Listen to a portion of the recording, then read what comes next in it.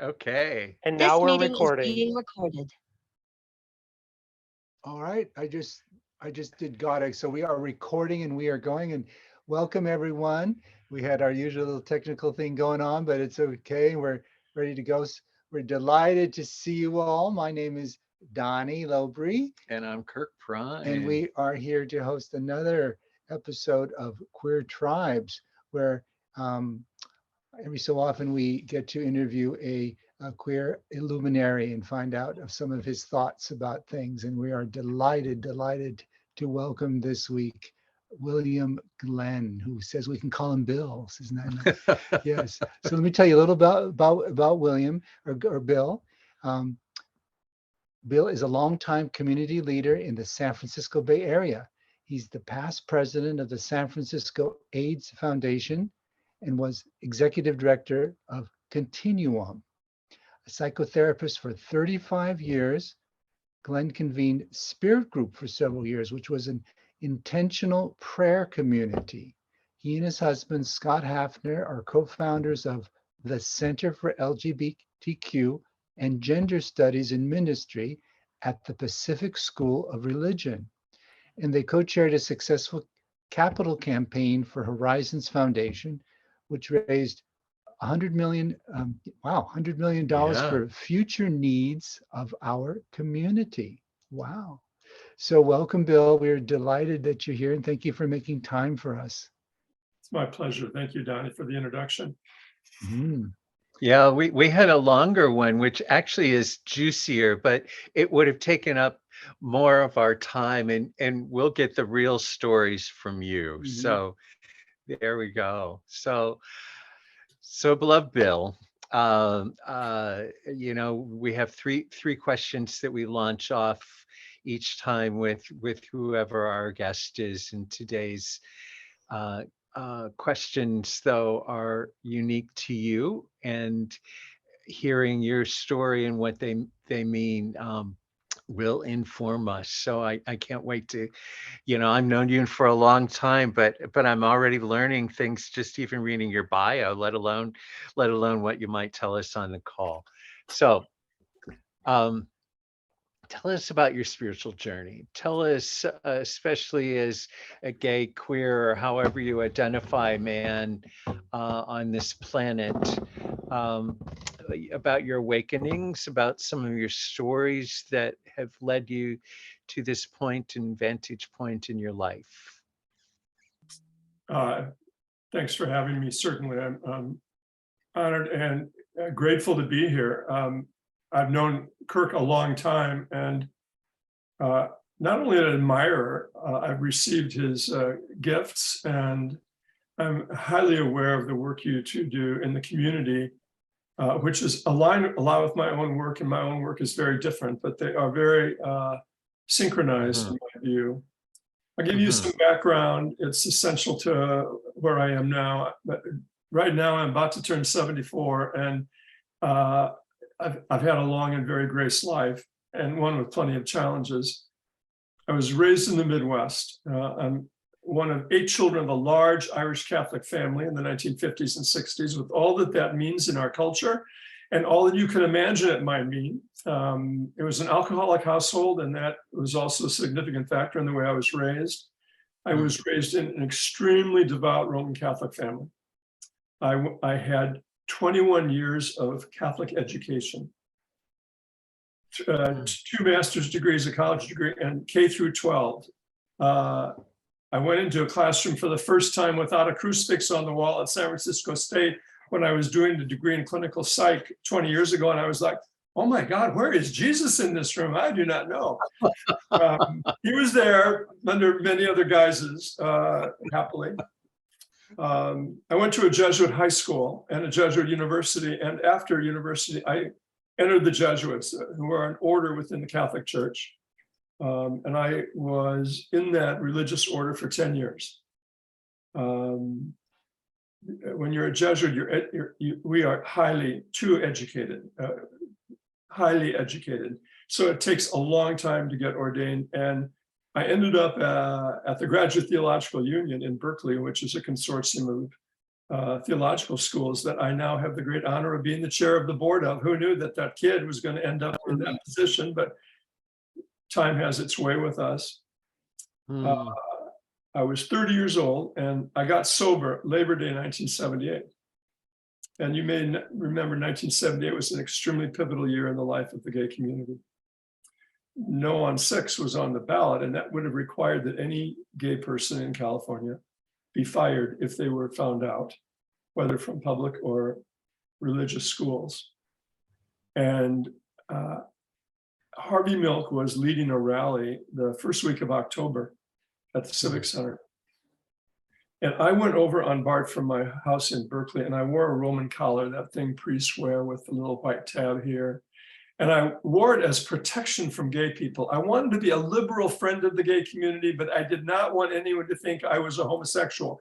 So I thought my defense, and Harvey Milk, who was a magnificent orator and very seductive, charming man, he had a standard speech, although I didn't know it was standard. And he would say, "We're here today together because we're not afraid." And I'm thinking, who is he talking to?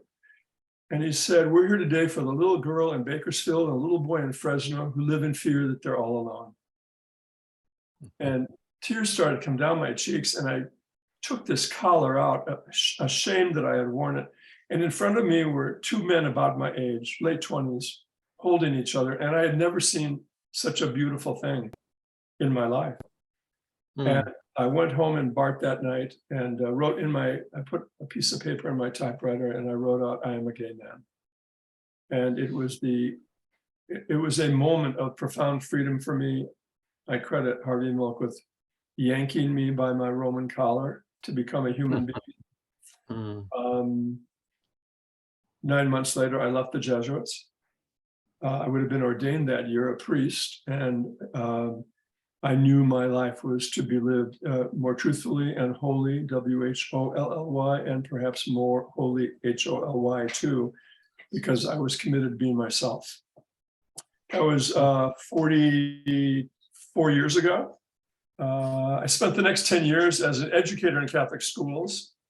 And during that time, I went back to school and got a degree in clinical psych, knowing that my employment in the Catholic Church was contraindicated to all things that were important to my future growth. I got very involved in the AIDS epidemic. I went on the board of the AIDS Foundation in 1984, and I became president 3 years later and was president for many years. AIDS, as you know, I think perhaps all of you were in San Francisco at that time. It was consuming. I was in my mid-30s. My friends were in their mid-30s. The community all seemed to be in their mid-30s. I have a hunch we're all somewhat within a decade of each other on this call. And it required from us everything. Our energy, our intellect, our will, our bodies, our purses. I, by that time, was with my now husband of 42 years, and he got very involved in the county we lived in. We lived in Contra Costa County, so I commuted into the city for work, as well as for leading the AIDS Foundation. During that time, our friends started to die, and many of them were unchurched because the churches had abandoned them when they were in the process of becoming human beings.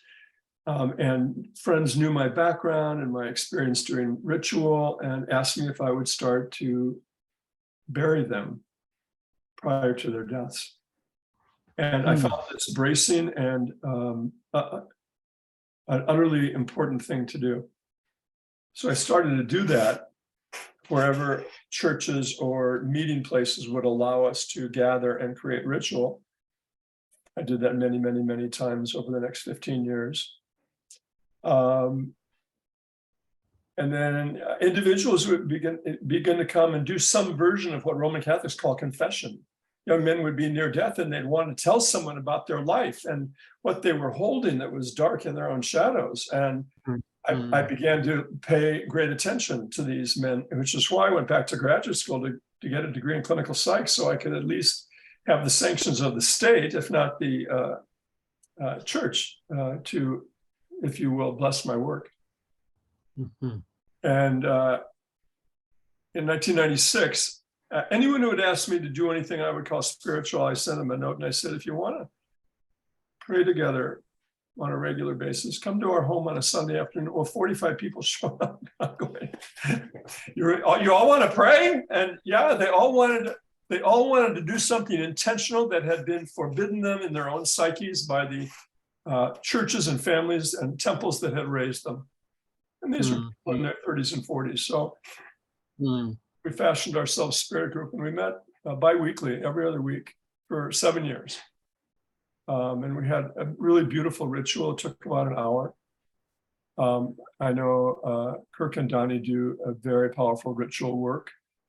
And I have come to know, being raised in a high ritual church, how vital for all human beings ritual is, how it connects us, frees us, disciplines us, organizes our hearts and our minds and our souls.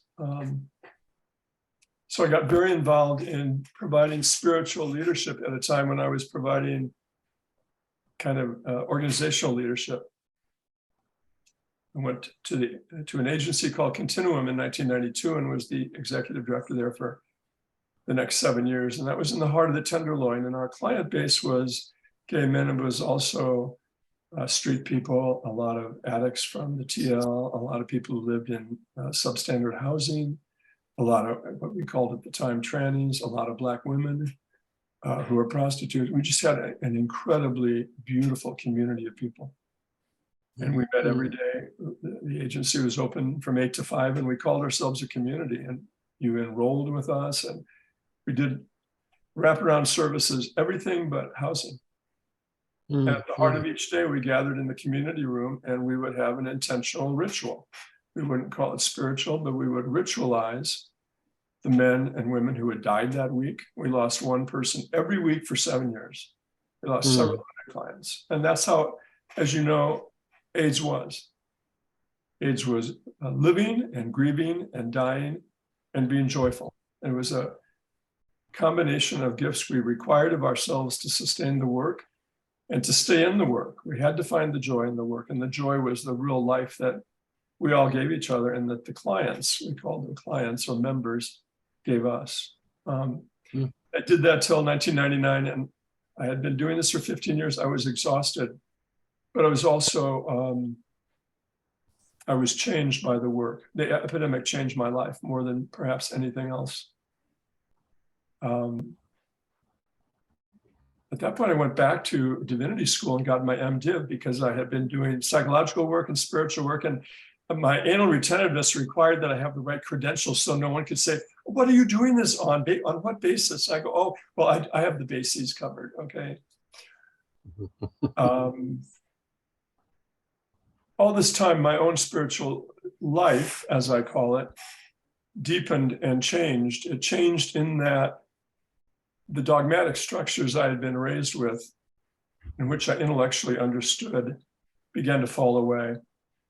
And what remained was an intuitive and mysterious and I would say mystical with a small m, a mystical path in which the heart and the psyche, the soul, as Jung would call the soul, I tried to place in front and let the intellect recede. In Western culture, we are this little, I would tell clients, we have this little bandwidth right here. It can barely compute, and we ask it to do everything. And from the Adam's apple down to the toes, we ignore everything else. And I'm a great ignorer of everything else. Kirk knows some about that. I was, what? Kirk, Billy, it's Bill here.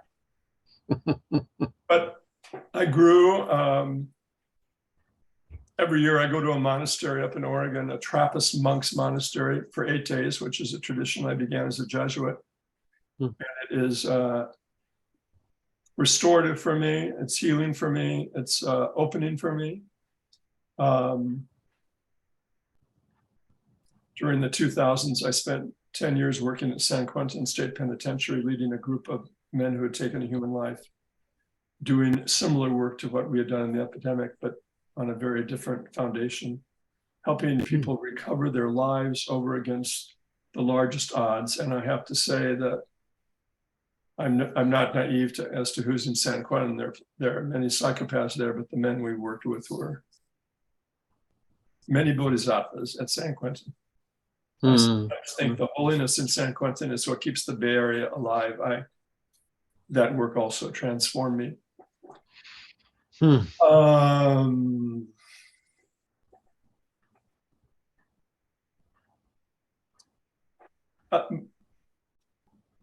That's almost maybe enough. As a therapist, I was a Jungian, and Jung is a very odd duck and brilliant, and he saw people in his castle in Bern, Switzerland, and when you came into his little, it's a one-story castle, but he had a little ego stuff, so into the castle, he had a sign there that said, "Bidden or not bidden, God is present." And the word God is immaterial to me. It's not a word I use in my own life anymore, but the reality of the word is, to me, vital as Jung understood it. The divine is present, bidden or not bidden. We can find our way to the divine, or we cannot, and the divine has no druthers here. It's a gift if we do, and I really have felt gifted in that I have continued to be invited into my own interior journey. The disclaimers: I'm neurotic. I have a big shadow. I am an utterly human being. So this journey is not for someone who is etherealized, because I'm 74 and I'm still a work in progress at the most profound levels. I had a day Monday where you would have thought he should be in an institution, really, the way he's acting with himself. But I got through it. It's part of the journey. I'll mention my great teachers, and I'm almost done with this section. Good. The monk Thomas Merton, the cosmologist Teilhard de Chardin, Carl Jung, Dr. King, and James Baldwin have all taught me how to be a human being, a child of the divine. And without them, who knows where I would be. That's kind of an outline, Kirk.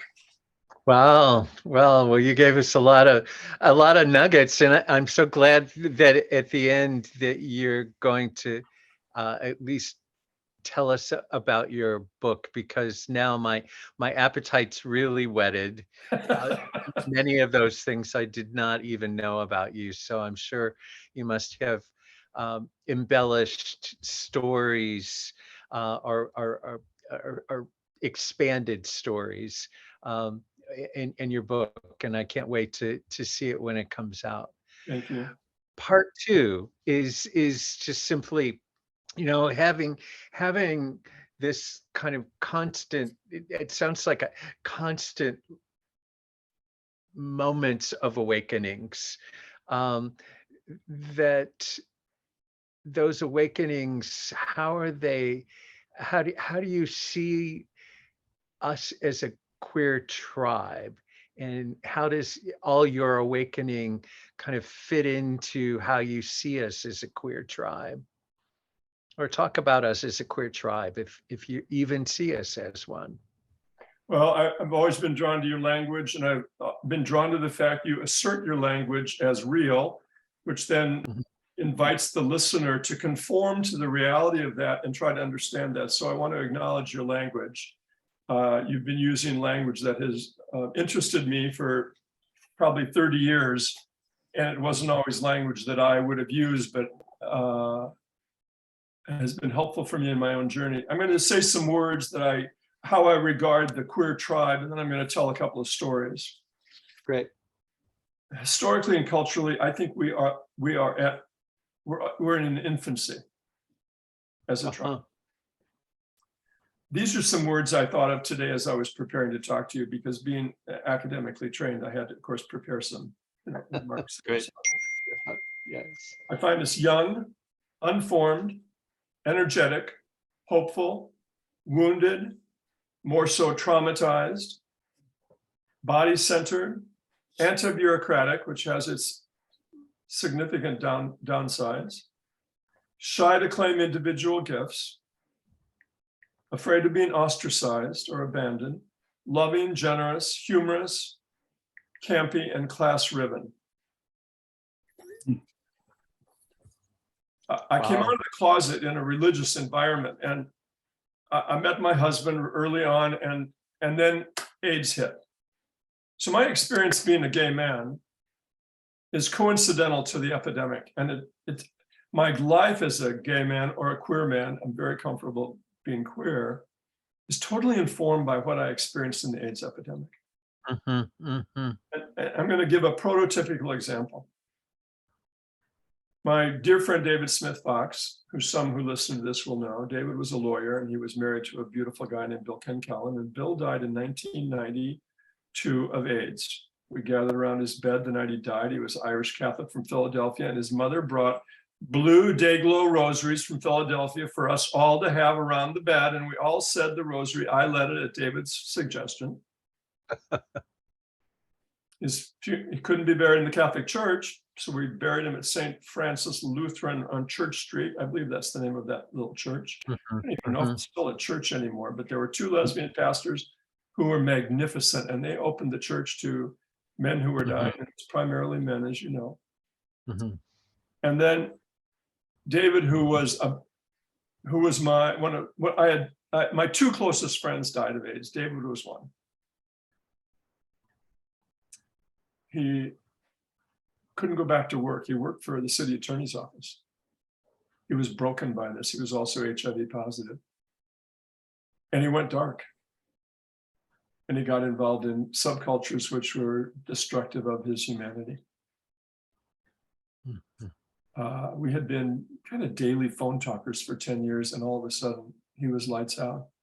And his sister, Catherine, who lived in Berkeley, called me and she said, Bill, we have to find a way to check in on him. He lived on 15th Street, right below the Castro.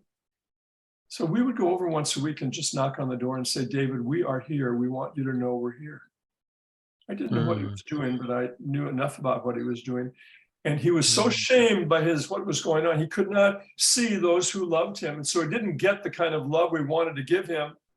And he spiraled down, and this went on for a very long time. 1999, he called me and he said, Billy, I'm home. And by home, he meant I'm back into my home, my life. It got into 2 12-step programs. Started coming to Spirit Group, this group we had. And he was like, his skin was almost translucent. Everyone goes, what, is he an angel? Who is this guy?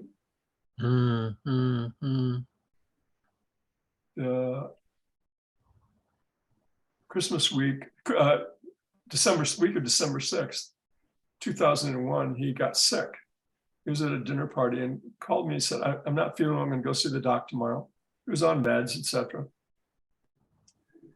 He lasted about 5 days and he died. And the night he was dying, it was at,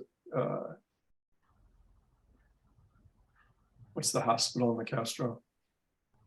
Davies? Davies, thank you. My adult brain. He was at Davies, and Catherine called me and said, Bill, you've got to come. David's not going to make it through the night. So a group of friends met, and I brought some holy oil we had used to bless many men who had died from AIDS, and candles, and we created a place fitting for his death. And we went, and his body was available to us, and we went and blessed him on all parts of his body, every part, in whatever way those of us gathered together, family members and friends. And I was the last to leave the room, and I didn't want to leave because I didn't want to leave David, because I didn't want David to leave me. And I kind of nuzzled into his body. He was in a coma by this point, and made my goodbyes with David. I was honored to preach his funeral at St. Ignatius, the magnificent church on the campus of USF, a week later. And what he said to me when he went into the hospital, he called me, he asked me to do his funeral, and he said, I want you to tell the truth. Well, the truth was both light and dark. And I told the truth at his request, and at my own temperament is to try to tell the truth, even the hard truths. And he, for me, he was the gay world for me in this way. Mm. He was the sweetest boy imaginable. I met him 20 years earlier. He was bright, energetic. He had found his way to San Francisco, the promised land, from the suburbs of Orange County. He developed a career. He had a robust social life in all ways that were important. He found his beloved, cared for him unto his death. And then the demons that had been placed in his psyche as a boy in the church, which told him that he was worth less, that he was not worthy, that he was something to be despised. We know the language only too well, and different churches use different versions of it, and then they all deny they use it. And so it's confounding and complicated for those of us who were required to syllabicate it out and try to figure out who are we and what are we worthy of. It's hardwired, and it was hardwired in David. So he found all the elixirs the culture offers to try to deal with this hardwiring that took his soul out of him. And then he came back. I say he came back because of grace. He was resilient, whatever. And he died this really, I'll use this word, holy death. He's 50. He had outlived his spouse by 10 years. But it was the arc of the epidemic for me. And it was the arc of being gay, because I came out right at the beginning of this. I met David when I still wore a Roman collar. And here I was burying my friend of 30 years. And this was my experience. And what I took away from that as a therapist was men would come out. My practice for the first 20 years was almost all gay men. Then straight people started to find me. I think they wanted emotionally labile male to talk to because they were all so constricted. I love you, clients, if you're listening to this. But who came into my office for the first 20 years, and I was really grateful and blessed to have these men, were men who were profoundly wounded and hiding it beautifully from the world, lest they get ostracized again. So I experienced, and I'm going to say gay men now because that was my work primarily, was with gay men, lived in these constricted double binds, which never allowed them to see themselves as, you always say, the beloved. That was a foreign word in their lexicon, their personal lexicon. They could not imagine they were beloved. Men would stay in therapy a very long time. They trusted me, which I'm grateful for. They knew I was capable of being present to them, so they could figure out, did they deserve a life, a human life? They didn't talk that way when they came in. They came in because they had what we call a complaining issue. But the complaining issue is, I don't think I have a right to be alive. Told through many, many, many different metaphors. That's why the words I use to describe the queer tribe, because we are still dealing with the trauma that our culture imposes on all gay people. And I have come to believe, as a trauma specialist, and I say this with respect for people who feel fully healed, I believe we were all traumatized growing up in this